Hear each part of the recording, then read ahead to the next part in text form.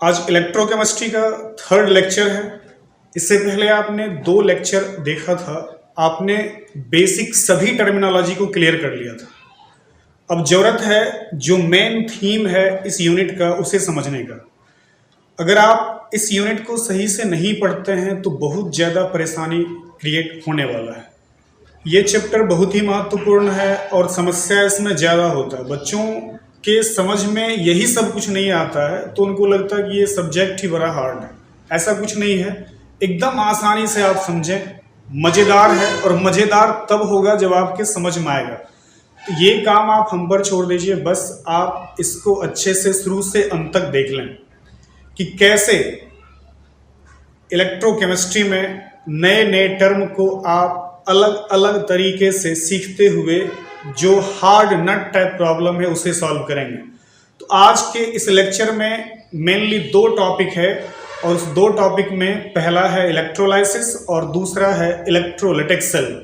आज इसी दोनों की यहाँ पर डिस्कशन होगी, इलेक्ट्रोलिटिक सेल और electrolysis. Electrolytic cell electrochemical cell का एक पार्ट है जिसके बारे में आपने इससे पहले के क्लास में पढ़ लिया है। अगर आप इससे पहले का लेक्चर नहीं देखें तो पहले आप उसे देखिए, उसके बाद फिर इसे कंटिन्यू करिएगा तो आसानी से समझ में आएगा। अभी आज का जो हमारा टॉपिक है वो मेनली इलेक्ट्रोलाइसिस है और इलेक्ट्रोलिटिक सेल है, दोनों को समझना है। पहले हम लोग इलेक्ट्रोलाइसिस को देख लेते हैं, उसके बाद तब समझेंगे electrolytic cell. Electrolysis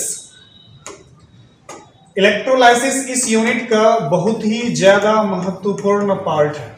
electrolysis electrolysis इसे हिंदी में कहते हैं वैद्युत अपघटन।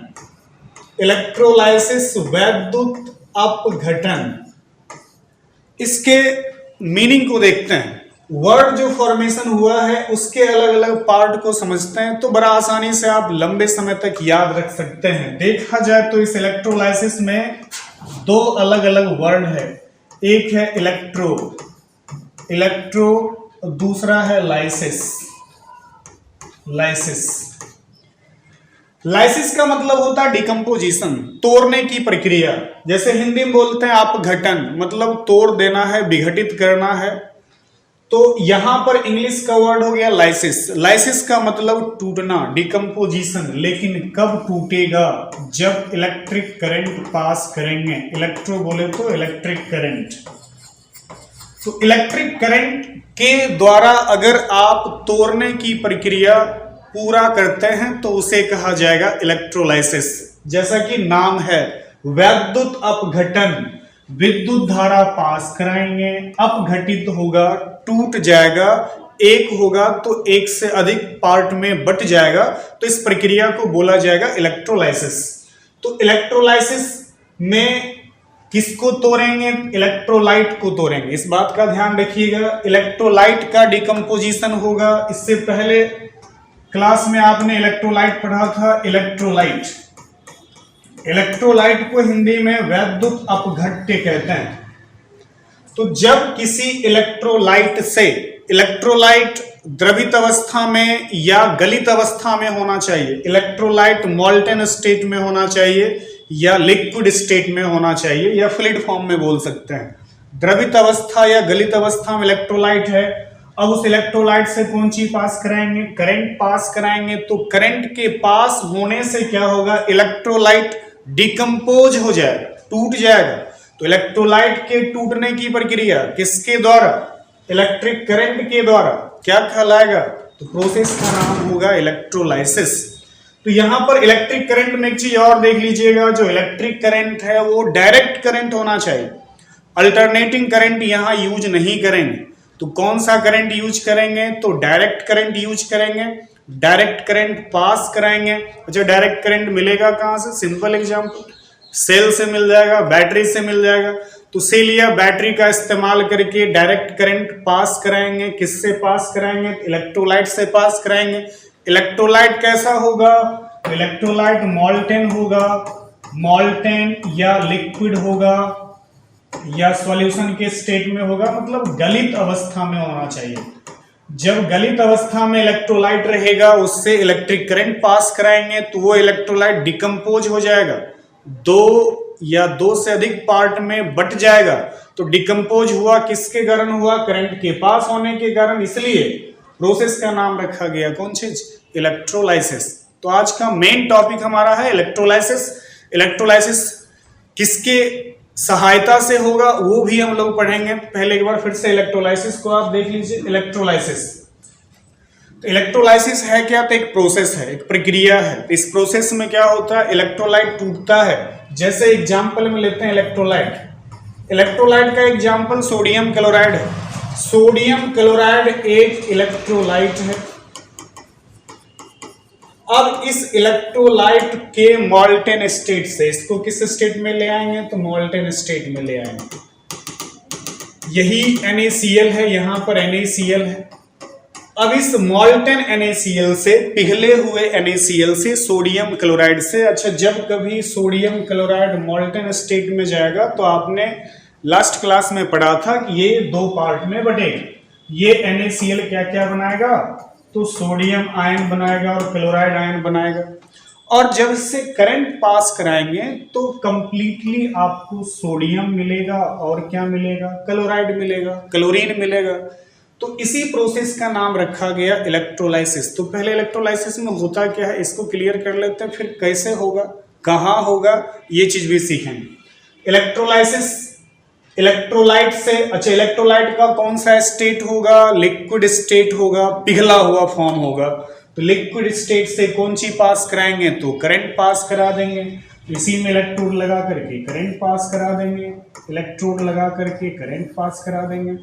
इलेक्ट्रोड लगा करके जब आप इससे करंट पास कराएंगे तो करंट के पास होने से सोडियम और क्लोरीन अलग अलग प्राप्त होगा।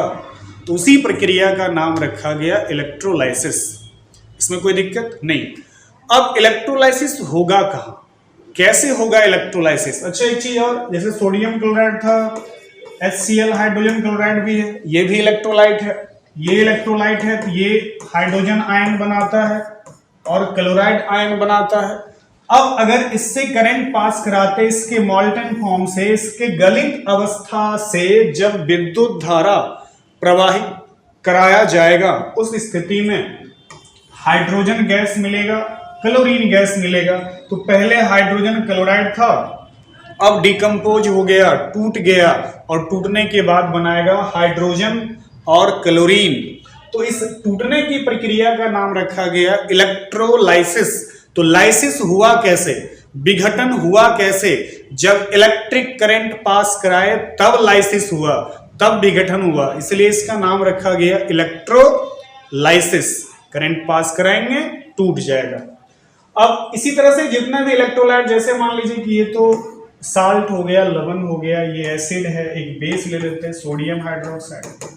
तो सोडियम हाइड्रोक्साइड से भी जब करंट पास कराएंगे तो ये डिकम्पोज हो जाएगा, सोडियम अलग हो जाएगा, बाकी ऑक्सीजन अलग प्राप्त हो जाएगा। इसी प्रक्रिया का नाम रखा गया इलेक्ट्रोलाइसिस। तो इलेक्ट्रोलाइसिस में क्या होगा? कोई इलेक्ट्रोलाइट है, उस इलेक्ट्रोलाइट का कौन सा स्टेट होगा? लिक्विड स्टेट, द्रवित अवस्था होगा। क्या पास कराएंगे? करंट पास कराएंगे। कौन सा करंट पास कराएंगे? तो डायरेक्ट करंट पास कराएंगे, अल्टरनेटिंग करंट पास नहीं कराएंगे। अगर अल्टरनेटिंग करंट पास कराएंगे तो डिकम्पोजिशन नहीं होगा, इसलिए ध्यान रखिएगा डायरेक्ट करंट पास कराएंगे।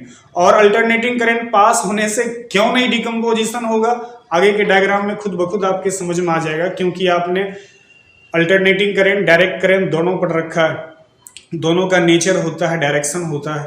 तो यहाँ पर सिर्फ डायरेक्ट करंट के कारण ही ऐसा होगा डिकम्पोजिशन की प्रक्रिया। तो डायरेक्ट करंट पास कराएंगे, इलेक्ट्रोलाइट डिकम्पोज हो जाएगा, टूट जाएगा, तो टूटेगा। इस प्रोसेस का नाम रखा गया इलेक्ट्रोलाइसिस, वैद्युत अपघटन।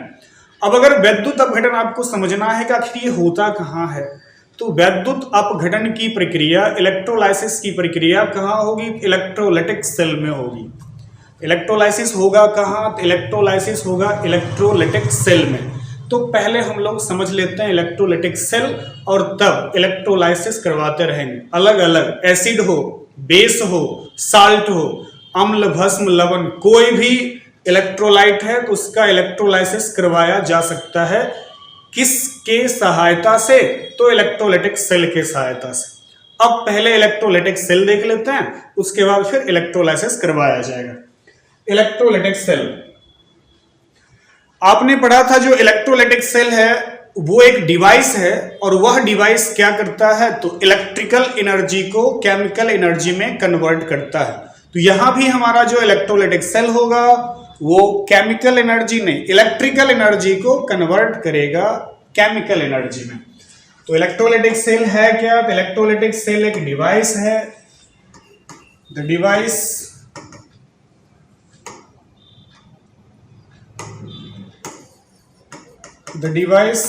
which converts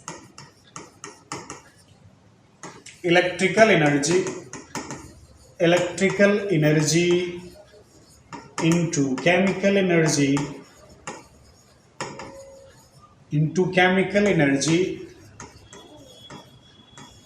is known as electrolytic cell। तो ये एक ऐसा डिवाइस है, एक ऐसा उपकरण है जो क्या करेगा, इलेक्ट्रिकल एनर्जी को केमिकल एनर्जी में परिवर्तित करेगा। हिंदी में लिखेंगे तो लिख सकते हैं, वैसी युक्ति जो विद्युत ऊर्जा को रासायनिक ऊर्जा में परिवर्तित करता है, इलेक्ट्रोलाइटिक सेल कहलाता है। तो इलेक्ट्रोलाइटिक सेल का मेन काम हो गया, ये इलेक्ट्रिकल एनर्जी को कन्वर्ट करेगा केमिकल एनर्जी में, तो इलेक्ट्रिकल एनर्जी को किस में बदलेगा, केमिकल एनर्जी में बदलेगा। अब ये जो हमारा इलेक्ट्रोलाइटिक सेल है, यह इलेक्ट्रोलाइटिक सेल बेसिकली बना होता है 4 अलग अलग पार्ट से। तो इलेक्ट्रोलाइटिक सेल में बेसिकली 4 पार्ट होते हैं, 4 भाग होते हैं। तो इलेक्ट्रोलाइटिक सेल हैज बेसिकली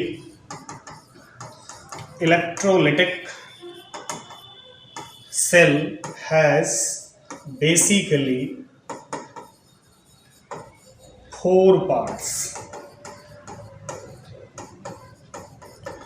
तो इलेक्ट्रोलाइटिक सेल में मूलतः 4 भाग होते हैं। जिन लोगों का हिंदी मीडियम है, हम बोल रहे हैं हिंदी, आप स्क्रीनशॉट लेकर के ऐसे इंग्लिश लिख सकते हैं और आप रोक रोक करके हिंदी आप लिख लीजिएगा। यह बड़ा आसान है, एक बार सुनिएगा उसी में आप लिख सकते हैं। तो इलेक्ट्रोलाइटिक सेल में मूलतः कितने भाग होते हैं, तो 4 भाग होते हैं। तो 4 भाग कौन कौन है, यहां पर सामने एक इलेक्ट्रोलाइटिक सेल बना हुआ है, इसमें देखते हैं कौन कौन सा 4 पार्ट है। इसमें 4 अलग अलग पार्ट हैं। 4 पार्ट में से पहला पार्ट देखिए। सबसे पहले ये इलेक्ट्रोलाइटिक टैंक, ये जो आप देख रहे हैं ये है इलेक्ट्रोलाइटिक टैंक। ये हो गया इलेक्ट्रोलाइटिक टैंक।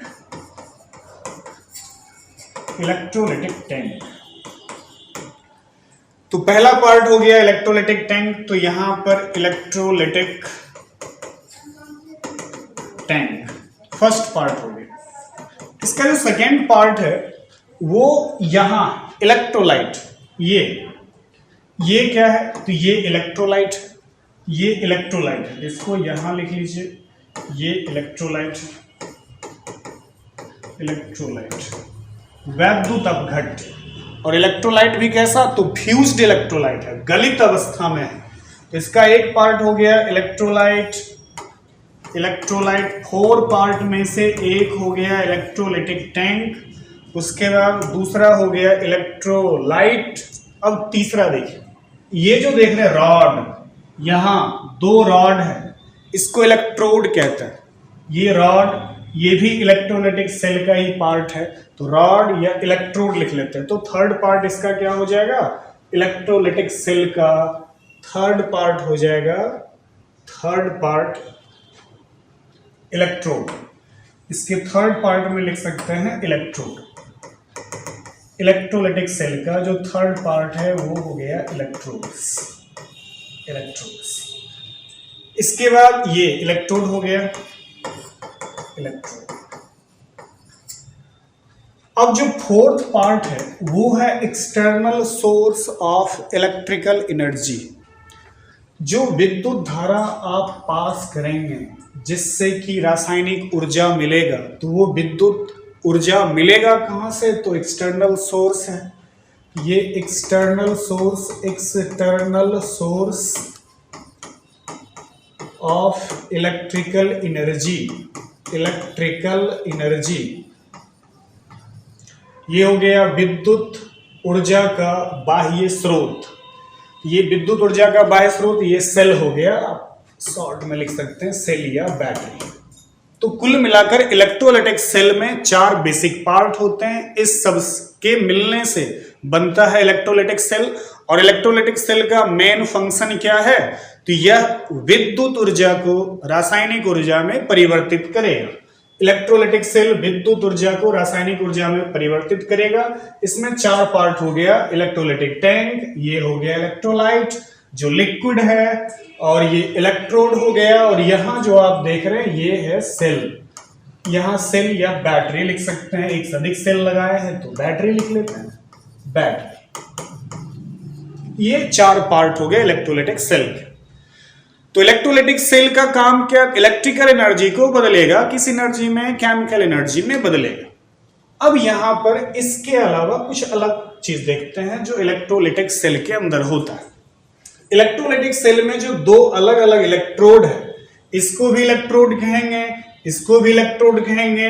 ये इलेक्ट्रोड दोनों में अलग अलग, दोनों का नेचर होता है, दोनों का अलग अलग नाम भी है, उसको भी देखते हैं। अब यहां जो आप देख रहे हैं, इस इलेक्ट्रोड पर चार्ज होता है प्लस और इस इलेक्ट्रोड पर चार्ज होता है माइनस। 2 अलग अलग इलेक्ट्रोड, एक इलेक्ट्रोड पर चार्ज प्लस, दूसरे इलेक्ट्रोड पर चार्ज माइनस होता है। दोनों रॉड होता है, दोनों को इलेक्ट्रोड कहते हैं, लेकिन जिस इलेक्ट्रोड पर चार्ज प्लस होता है उसे कहा जाता है एनोड। ये हो गया एनोड, हिंदी में भी एनोड ही कहते हैं। जिस इलेक्ट्रोड पर चार्ज प्लस होगा वो एनोड कहलाएगा, और जिस इलेक्ट्रोड पर चार्ज माइनस होता है उसे कहते हैं कैथोड। ये कैथोड। अभी हम लोग किस सेल की बात कर रहे हैं? Electrolytic cell. इलेक्ट्रोलाइटिक सेल में जिस इलेक्ट्रोड पर चार्ज प्लस है वो एनोड है, जिस पर चार्ज माइनस है वो कैथोड है। अब यहां जैसा कि आप देख रहे हैं कि ये इलेक्ट्रोलाइट, इसमें पूरा इलेक्ट्रोलाइट है। तो इलेक्ट्रोलाइट है तो आयन बनाएगा। आयन के कितने टाइप? 2 टाइप।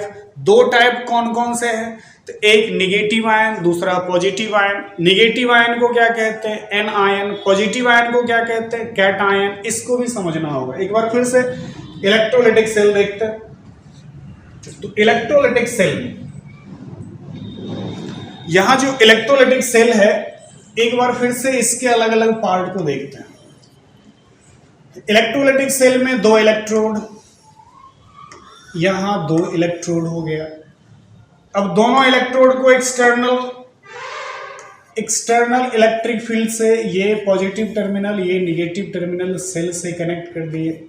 ये सेल का पॉजिटिव टर्मिनल हो गया, इधर सेल का निगेटिव टर्मिनल है। ये जो इलेक्ट्रोड है इस पर चार्ज प्लस है, इस इलेक्ट्रोड पर चार्ज माइनस है, तो प्लस वाले को प्लस टर्मिनल से जोड़े और माइनस वाले को माइनस टर्मिनल से जोड़े। इसका नाम क्या? प्लस वाले का नाम है, प्लस वाले का नाम हो जाएगा एनोड, और ये जो माइनस वाला है इसका नाम है कैथोड। अब यहां पर जो इलेक्ट्रोलाइटिक सेल है, इस इलेक्ट्रोलाइटिक सेल में पूरा इलेक्ट्रोलाइट भरा हुआ, और इलेक्ट्रोलाइट है किस स्टेट में? तो मॉल्टेन स्टेट में है, गलित अवस्था में इलेक्ट्रोलाइट है। अब जो ये इलेक्ट्रोलाइट गलित अवस्था में है तो इसमें आयन होगा, उस आयन को भी देख लेते हैं। आयन कौन कौन से होंगे?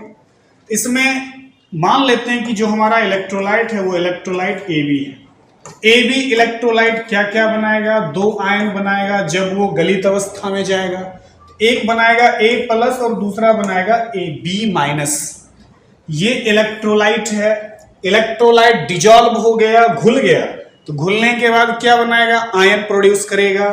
अब आयन में कौन कौन से आयन प्रोड्यूस करेगा? तो 2 आयन प्रोड्यूस करेगा, एक A+, दूसरा B-। तो जो पॉजिटिव आयन होता है उसको आप क्या कहते हैं? कैट। जो पॉजिटिव आयन होता है उसको आप क्या बोलेंगे? Cation. और जो निगेटिव आयन है उसे कहते हैं आप anion. Positive ion cation, negative ion क्या है? Anion. तो यहां जो इलेक्ट्रोलाइट है, इस इलेक्ट्रोलाइट में दोनों आयन है, यहां A+ भी है और दूसरा इसमें B- भी है, दोनों आयन है, प्लस वाला भी है माइनस वाला भी है। जैसे ही इससे करंट पास करना शुरू करेगा तो करंट के पास होने के साथ साथ अब ये आयन मूव करना शुरू करेगा। तो जिस पर चार्ज प्लस है वो माइनस वाले की तरफ मूव करेगा और जिस पर चार्ज माइनस है वो प्लस वाले की तरफ मूव करेगा। तो ये जो कैटायन है प्लस वाला किधर जाएगा, माइनस वाले की तरफ, और ये जो निगेटिव आयन है जिस पर चार्ज माइनस है वो किधर आएगा, तो पॉजिटिव इलेक्ट्रोड की तरफ आएगा। तो ये प्लस वाला गया कहाँ, कैथोड पर, माइनस वाला गया कहाँ, एनोड पर। अब देखिए ये जो कैटायन है प्लस वाला है कहाँ जाएगा, कैथोड पर जाएगा, क्योंकि कैथोड पर चार्ज क्या है, माइनस। और ये जो माइनस वाला है एन आयन है वो कहाँ जाएगा, एनोड पर जाएगा। तो नाम का भी कॉम्बिनेशन है, कैटायन कैथोड पर जाएगा, एनायन एनोड पर जाएगा। तो कैटायन पर चार्ज कैसा है, प्लस, कहां जाएगा, कैथोड पर जमा होगा। ये माइनस वाला है, ये माइनस वाला एनायन है, कहां जमा होगा, तो एनोड पर जमा होगा। जब वहां पहुंचेगा तब क्या होगा, ये चीज थोड़ा समझना पड़ेगा। अब यहां देखिए एनोड पर क्या होता है, कैथोड पर क्या होता है। एट एनोड, पहले एनोड देख लेते हैं, एनोड पर क्या होगा। एनोड पर गया कौन है, एनोड पर गया है माइनस वाला। पहले आपको यह सोचना होगा कि इस पर चार्ज माइनस क्यों है। अभी ये चार्ज है, ये भी चार्ज, दोनों चार्ज है, A+ भी चार्ज है, B- भी चार्ज है, लेकिन जैसे ही ये अपोजिट इलेक्ट्रोड की तरफ जाता है तो वहां जाने के बाद डिस्चार्ज हो जाता है। अभी ये दोनों चार्ज है, एक पर प्लस चार्ज है दूसरे पर माइनस चार्ज है, लेकिन जैसे ही ये अपोजिट इलेक्ट्रोड पर जाएगा तो जाने के बाद क्या हो जाएगा, तो डिस्चार्ज हो जाएगा। अब डिस्चार्ज कैसे होगा वो थोड़ा देख लेते हैं। पहले एनोड पर चलते हैं। एनोड, एनोड पर चार्ज कैसा है, प्लस, पूरा इस पर प्लस भरा हुआ, एनोड पर चार्ज पूरा प्लस भरा हुआ। और एनोड पर आ कौन रहा है, बी आ रहा है, B- एनोड पर गया। इस पर चार्ज माइनस क्यों है, क्योंकि इसने एक इलेक्ट्रॉन गेन किया था। जैसे ही ये माइनस वाला इस प्लस वाले के निकट पहुंचेगा तो यहां पर पहुंचते ही अपना वह एक इलेक्ट्रॉन जो पहले से गेन करके रखा था लॉस कर देगा। अब वो एक इलेक्ट्रॉन क्या करेगा, अपने में से निकाल देगा। तो जो ही एक इलेक्ट्रॉन निकालेगा तो अब क्या हो जाएगा, बी बन जाएगा। लेकिन इसको आप इधर लिख लीजिए, माइनस में है, उधर क्या हो जाएगा, तो प्लस में हो जाएगा। तो अब इसको यहां लिख दिए तो E प्लस में हो गया। तो ये एनोड पर क्या हुआ, एनोड पर B- गया तो इलेक्ट्रॉन लॉस किया या गेन किया, एनोड पर इलेक्ट्रॉन लॉस किया। और इलेक्ट्रॉन जब वो लॉस किया तो लॉस करने के बाद क्या हुआ, डिस्चार्ज हो गया। पहले चार्ज था, अब क्या हो गया, डिस्चार्ज हो गया, चार्ज खत्म हो गया। तो एनोड पर ये B- क्या किया, इलेक्ट्रॉन जो इसके पास ज्यादा था पहले से गेन करके रखा था, अब उस इलेक्ट्रॉन को लॉस कर दिया, दे दिया लेकर के। जो ही इलेक्ट्रॉन लॉस किया तब चार्ज खत्म हो गया, अब हो गया डिस्चार्ज। तो इलेक्ट्रॉन लॉस कहां पर हुआ, एनोड पर हुआ। अब चलते हैं कैथोड पर, देखते हैं कैथोड पर क्या है। कैथोड, कैथोड पर कौन जाएगा, तो ये जाएगा, नाम क्या है, कैटायन। कैटायन जाएगा कहां पर, कैथोड पर। तो कैटायन को ले चलते हैं कैथोड पर। तो कैथोड पर पहुंचा कौन, A+ अभी चार्ज है, लेकिन जैसे ही ये कैथोड पर पहुंचेगा तो डिस्चार्ज हो जाएगा। अब डिस्चार्ज कैसे होगा, जो उसका चार्ज है वो खत्म कर देंगे तो डिस्चार्ज हो जाएगा। अब इस पर चार्ज कैसा है वो देखिए, चार्ज है प्लस, और प्लस का मतलब होता है कि इसने एक इलेक्ट्रॉन लॉस कर दिया। एक प्लस का मतलब इसने एक इलेक्ट्रॉन लॉस किया। अब जैसे ही ये A+ पहुंचेगा कैथोड पर, तो कैथोड पर तो पूरा माइनस भरा, पूरा माइनस भरा हुआ। तो जैसे ही ये A+ जो कि पहले से इलेक्ट्रॉन लॉस करके रखा है, अब यह पहुंचेगा कैथोड पर, तो कैथोड पर पहुंचते ही जो लॉस किया था उतना गेन कर लेगा। तो ये पहले से इलेक्ट्रॉन क्या किया था, लॉस किया था। कितना लॉस किया था, तो एक इलेक्ट्रॉन लॉस किया, इसलिए सिंगल प्लस था। अब ये क्या करेगा, एक इलेक्ट्रॉन वहां जाते ही गेन कर लेगा। अब जब ये गेन करेगा तो ये प्लस और ये माइनस, चार्ज खत्म हो गया, सिंगल ए बच गया। अब ये डिस्चार्ज हो गया। तो यहां कैथोड पर इलेक्ट्रॉन लॉस किया या गेन किया, तो यहां कैथोड पर इलेक्ट्रॉन गेन हुआ, लेकिन एनोड पर इलेक्ट्रॉन क्या हुआ, एनोड पर इलेक्ट्रॉन लॉस हुआ था। इस चीज को ध्यान रखिएगा। यहां एनोड है, एनोड पर क्या हुआ, इलेक्ट्रॉन लॉस हुआ, इलेक्ट्रॉन लॉस हुआ, लेकिन कैथोड पर क्या हुआ, इलेक्ट्रॉन गेन हुआ, इलेक्ट्रॉन गेन किया, इलेक्ट्रॉन गेन किया। इलेक्ट्रोलाइटिक सेल में हमेशा यही होगा, जब कोई आयन, आयन में एनायन कैटायन दोनों हो सकता है, जब वह आयन इलेक्ट्रोड पर पहुंचेगा तो या तो इलेक्ट्रॉन लॉस करेगा या इलेक्ट्रॉन गेन करेगा। जब इलेक्ट्रॉन लॉस करेगा तो कहां पर लॉस करेगा, एनोड पर लॉस करेगा, और गेन कहां करेगा, तो गेन करेगा कैथोड पर। आपने एक चीज पहले से पढ़ा है कि जब इलेक्ट्रॉन लॉस होता है तो उस प्रोसेस को बोलते हैं ऑक्सीडेशन, और जब इलेक्ट्रॉन गेन होता है तो उस प्रोसेस को बोलते हैं रिडक्शन। तो ऑक्सीडेशन में इलेक्ट्रॉन लॉस होता है, रिडक्शन में इलेक्ट्रॉन गेन होता है। ऑक्सीकरण अवकरण की बात कर रहे हैं। आपने पढ़ा था जब कभी इलेक्ट्रॉन त्यागा जाता है तो प्रक्रिया का नाम होता है ऑक्सीकरण, जब कभी इलेक्ट्रॉन ग्रहण किया जाता है तो प्रक्रिया का नाम होता है अवकरण। तो अभी इलेक्ट्रॉन कहां त्यागा गया, एनोड पर या कैथोड पर, इलेक्ट्रॉन लॉस हुआ है कहां पर, एनोड पर। इसलिए एनोड पर कौन सी प्रक्रिया होगी, तो एनोड पर होगा ऑक्सीडेशन। तो एनोड पर हो जाएगा ऑक्सीडेशन। एनोड को हिंदी में एनोड ही कहते हैं, लेकिन ऑक्सीडेशन को ऑक्सीकरण कहते हैं, ऑक्सीकरण। तो एनोड पर क्या होगा, ऑक्सीकरण होगा, क्योंकि यहां इलेक्ट्रॉन लॉस होता है।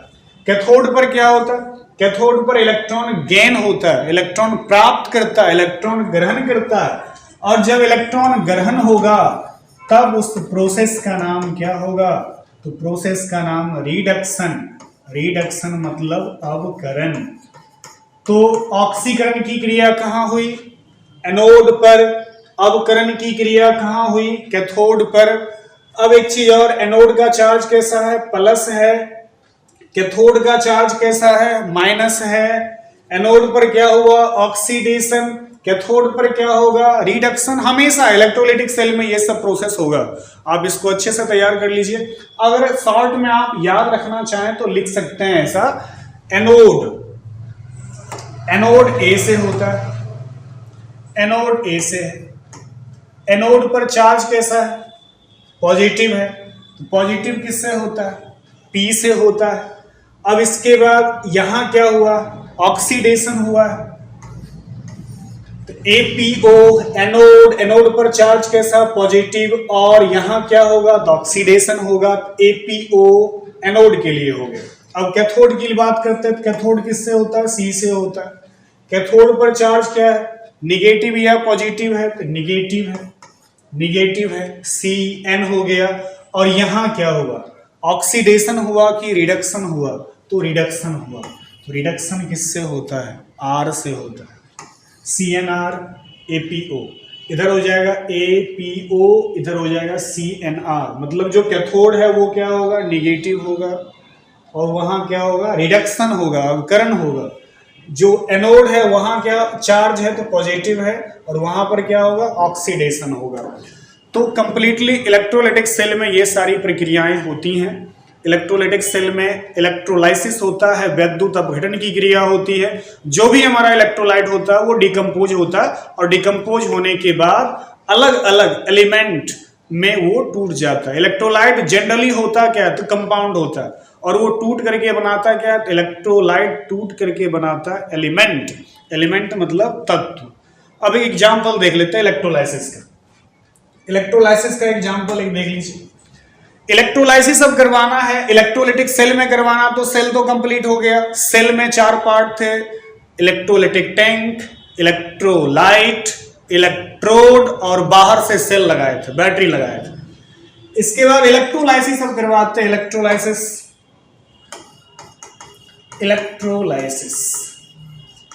अब सबसे पहले इलेक्ट्रोलाइसिस करवाते हैं हाइड्रोजन क्लोराइड। एक एग्जांपल के रूप में है HCl, हाइड्रोजन क्लोराइड, इसका इलेक्ट्रोलाइसिस कराएंगे। तो सबसे पहले हाइड्रोजन क्लोराइड जब मॉल्टेन फॉर्म में होगा, द्रवित अवस्था में होगा, गलित अवस्था में होगा, तो क्या बनाएगा? H+ बनाएगा। और क्या बनाएगा? तो Cl- बनाएगा, 2 आयन बनाएगा, हाइड्रोजन आयन बनाएगा, क्लोराइड आयन बनाएगा। और इस HCl का क्या करना है? वैद्युत अपघटन करना है, इलेक्ट्रोलाइसिस करना। तो इलेक्ट्रोलाइसिस कैसे होता है? करंट पास होने से होता है। तो इससे क्या पास कराएंगे? करंट। कौन सा करंट? Direct current. अब इससे डायरेक्ट करंट पास कराएंगे तो एक बार फिर से एक टैंक यहां देख लीजिए, ये इलेक्ट्रोलाइटिक टैंक है। अब इलेक्ट्रोलाइटिक टैंक में HCl है। अच्छा, इसमें इलेक्ट्रोड भी लगा हुआ, पहले इलेक्ट्रोड लगा देते हैं।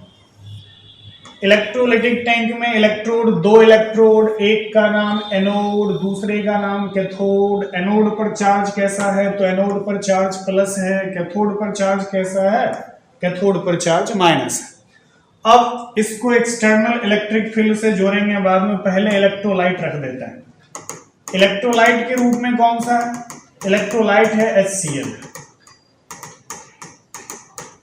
अब HCl इलेक्ट्रोलाइट है तो इसमें दोनों आयन रहेगा, H+ भी रहेगा और Cl- भी रहेगा। तो दोनों आयन को इसमें रख दीजिए। H+ आयन भी है और दूसरा कौन सा आयन है? तो दूसरा है Cl- आयन है, तो दूसरा Cl-। 2 आयन है। H+, प्लस वाला का नाम क्या है? तो प्लस वाला का नाम कैट आयन होता है।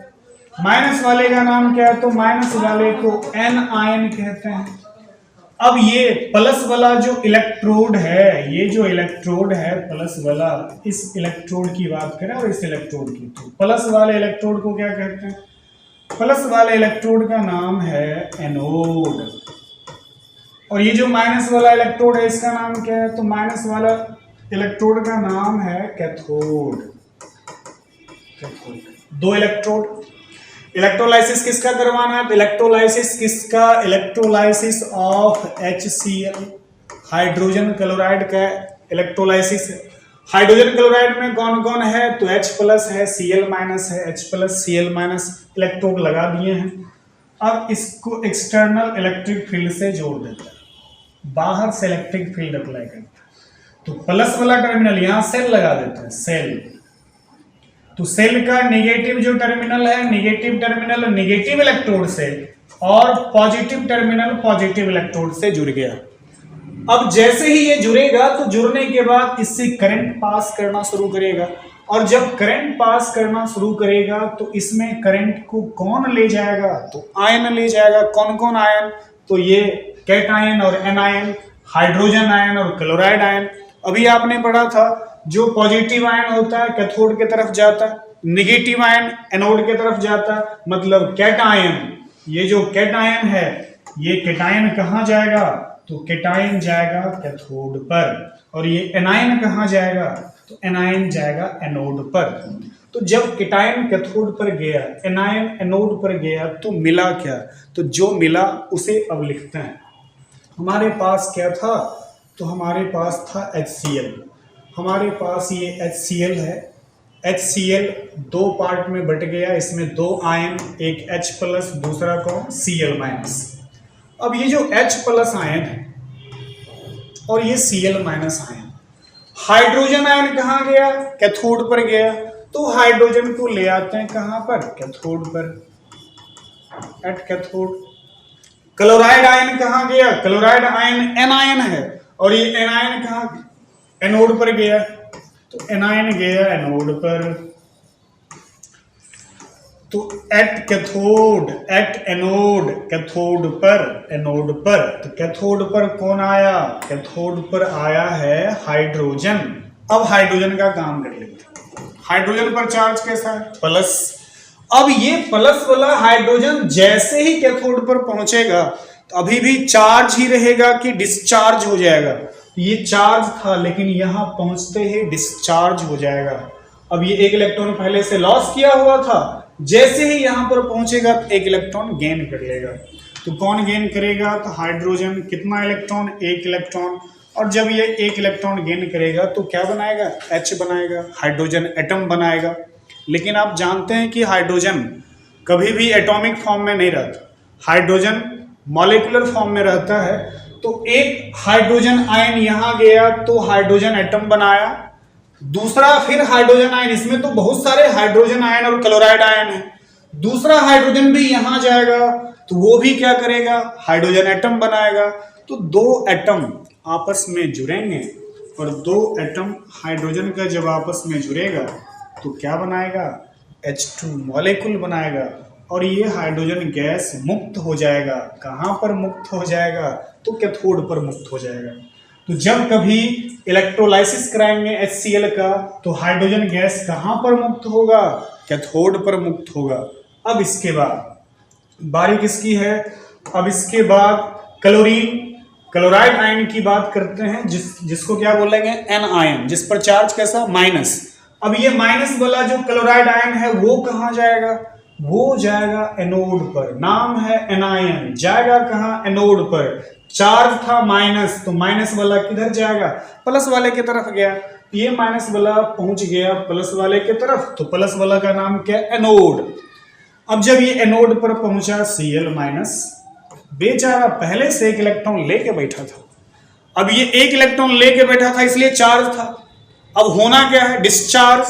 तो ये इलेक्ट्रॉन लॉस करेगा या गेन करेगा? पहले से गेन करके बैठा है, अब यहां जाएगा तो पूरा का पूरा प्लस वाला है, तो प्लस वाला एक इलेक्ट्रॉन क्या करेगा? वो एक इलेक्ट्रॉन गेन करेगा? नहीं, एक इलेक्ट्रॉन लॉस करेगा। और जब ये एक इलेक्ट्रॉन लॉस करेगा तो इसको आप लिख सकते हैं Cl प्लस E।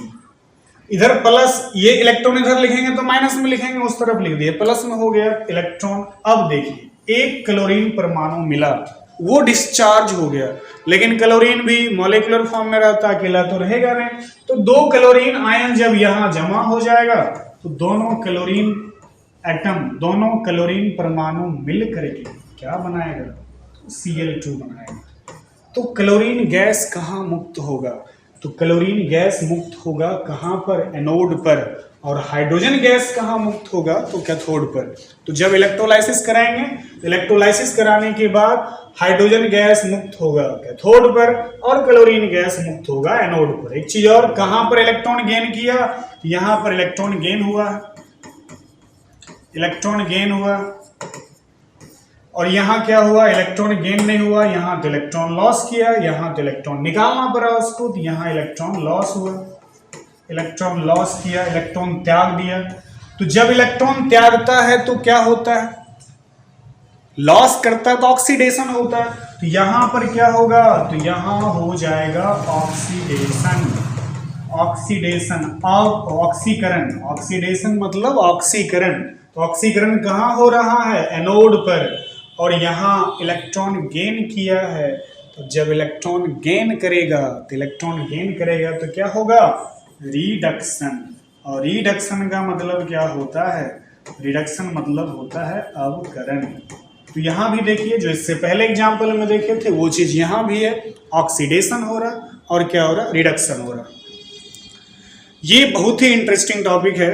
अगर आपके समझ में नहीं आता तो फिर केमिस्ट्री बड़ा आपके लिए बोझिल साबित होगा, बहुत ज़्यादा बोर हो जाएंगे आप। ऐसा नहीं करें, आप अच्छे से समझें, टॉपिक वाइज समझें। बाकी जो कठिनाइयों वाला काम है हम पर छोड़ दीजिए, कैसे समझेंगे आप, ये काम मेरा है। अगले क्लास में इसको और बेहतर तरीके से किया जाएगा। इलेक्ट्रोलाइसिस में अभी तो आप देख रहे हैं कि यहाँ पर दो ही तरह का आयन है, एक ही प्लस वाला एक ही माइनस वाला, दो को प्लस वाला दो को माइनस वाला रहेगा, तो कौन पहले जाके जमा होगा? अभी तो सिंगल था, एक प्लस दूसरा माइनस, तो आराम से जाकर के जमा हो गया। लेकिन सेम टाइम में एक से अधिक प्लस वाला हो, एक से अधिक माइनस वाला हो, तो कौन जाके डिपॉजिट होगा? ये चीज हम लोग तय करेंगे, अगले क्लास में सीखेंगे। तब तक के लिए अपना ख्याल रखिए।